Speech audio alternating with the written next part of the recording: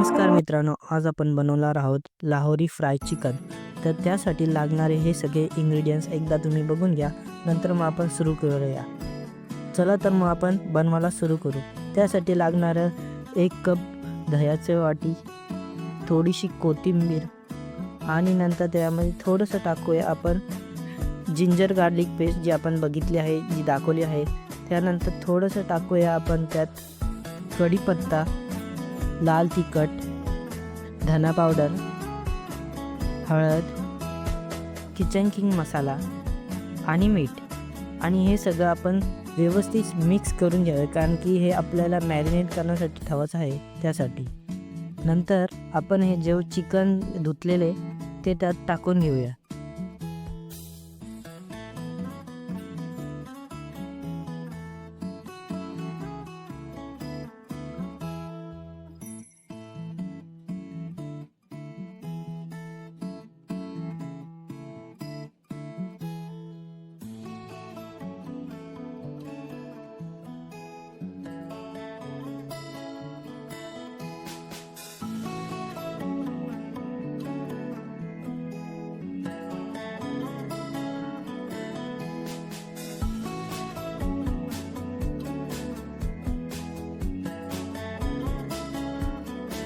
आपलं chicken marinate झाल्यावर एक पॅन घेऊया, त्यात थोडं तेल टाकूया।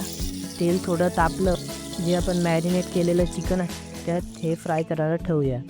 एक साईड फ्राय झाली की त्याच्यावरतून कढीपत्ता आणि मिरची चॉप केलेल्या त्या टाकूया। त्याच्यानंतर 5-10 मिनटं आपण तसंच ठेवूया।